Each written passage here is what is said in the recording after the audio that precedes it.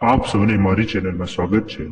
આ ચેનલ આપણે જોવાના છે ભારતીય નાગરિક સુરક્ષા અધિનિયમના ખૂબ જ આવશ્યક સવાલો કે જે તમને પરીક્ષામાં આવે છે।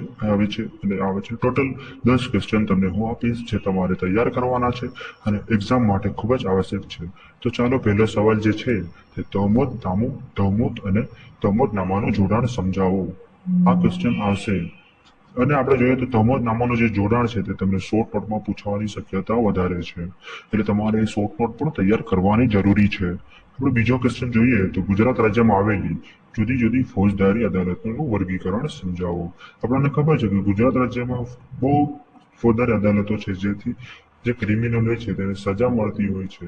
જેમ કે આપણે જોઈએ તો સેશન્સ કોર્ટ છે, પછી જેએમએફસી છે, પછી આપણે સેકન્ડ ફોજદારી કોર્ટ છે, ફર્સ્ટ ફોજદારી કોર્ટ છે, એ બધી ફોજદારી કોર્ટ છે, અદાલતો છે જેથી જે આરોપી હોય છે તેને સજા મળતી હોય છે તેમના દ્વારા।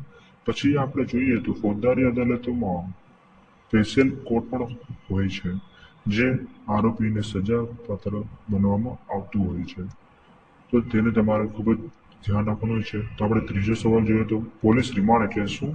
પોલીસ રિમાન્ડ ક્યારે કરી શકે? આપણે જોઈએ કે પોલીસ રિમાન્ડ એટલે શું, પોલીસ રિમાન્ડ શું છે તે આપણે લખવાનું છે અને તે ક્યારે થાય છે તે લખવાનું હોય છે।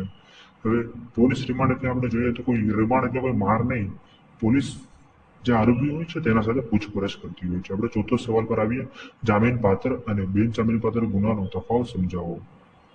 તે તફાવત લખવાનો છે અને બિન જામીન પાત્ર ગુનાઓમાં કયા સંજોગોમાં જામીન આપી શકાય છે તે આપણે લખવાનું છે। કયા સંજોગોમાં જામીન આપી શકાય છે તે આપણે પરીક્ષામાં લખવાનું છે, તેની કલમ લખવાની છે અને એનો આખો જવાબ લખવાનો છે જેથી આપણને સારા માર્ક્સ મળી શકે, બરાબર ને?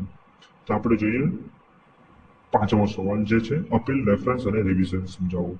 આ સવાલ પણ ખૂબ જ આવશ્યક છે જે પરીક્ષામાં આવવાનો જ છે અને તમારે ધ્યાનથી વાંચવો પડશે। અપીલની સેક્શન આપણે જોઈએ તો 415 થી સ્ટાર્ટ થતી હોય છે, તો શાયદ 413 થી સ્ટાર્ટ થતી હોય છે। પછી આપણે છઠ્ઠો સવાલ જોઈએ તો એફઆઈઆર અંગેની જોગવાઈ સમજો। આ સવાલ લોંગમાં પણ આવી શકે છે અને શોર્ટ નોટમાં પણ આવી શકે છે, એટલે તમે બંને રીતે તૈયાર રહેજો કે તમને સવાલ આવી શકે છે, તેનું ધ્યાન ચોક્કસ રાખજો। મારા વિદ્યાર્થી મિત્રો, ધ્યાન રાખવું જરૂરી છે કારણ કે એફઆઈઆર શોર્ટ નોટમાં પણ આવે છે। જૂના પેપરમાં તમે જોઈ શકો છો કે એફઆઈઆર લોંગમાં પણ આવે છે અને શોર્ટમાં પણ આવી ગઈ છે। આપણે સાતમા સવાલ પર જોઈએ કે ધરપકડ થયેલ વ્યક્તિના અધિકારો સમજાવો। ધરપકડ એટલે કોઈ આરોપીની પોલીસ ધરપકડ કરે અને તેને કયા અધિકાર મળે તે આપણે એક્ઝામમાં લખવાના છે અને તે સવાલ તૈયાર કરવાનો છે।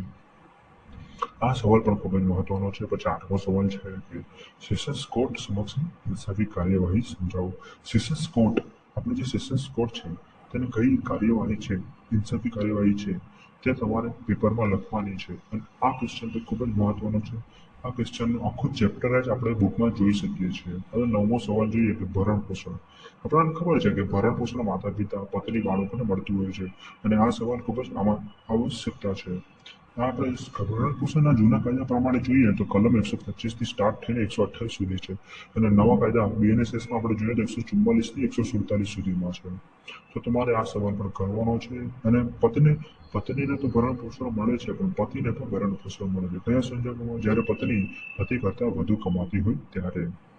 તો ધ્યાન આપજો આ સવાલ પર પણ, આ સવાલ પણ તમે તૈયાર કરજો જેથી તમારું પરીક્ષામાં વધારે માર્ક્સ આવે અને સારી રીતે તમારા ગુણ આવે તે ધ્યાન રાખવું ખૂબ જ આવશ્યક છે। હું તો તમને ખાલી સવાલ આપી શકું છું, લખવાનું તો તમારે છે, વાંચવાનું પણ તમારે છે। હું તમારા માટે જ મહેનત કરી રહ્યો છું, તો તમે ચેનલને સબસ્ક્રાઇબ કરવા વિનંતી છે। તો આપણે 10મા સવાલ પર જોઈએ કે ગુનાઓમાં સમાધાન અંગેની જોગવાઈઓ સમજાવો। ગુનાનું સમાધાન ક્યારે થાય કે બે પક્ષકાર, જે બે પાર્ટી છે તે બંને સાથે જો કેસનું કોઈ સમાધાન નથી થવાનું અથવા કોઈ કેસમાં કંઈ થવાનું નથી તો બંને પાર્ટી જજ સાહેબ કહી દે છે કે બંને તમે સમાધાન કરી દો એટલે સમાધાન થતું હોય છે। તો તમારે વિડીયો જોવા માટે ધન્યવાદ। જય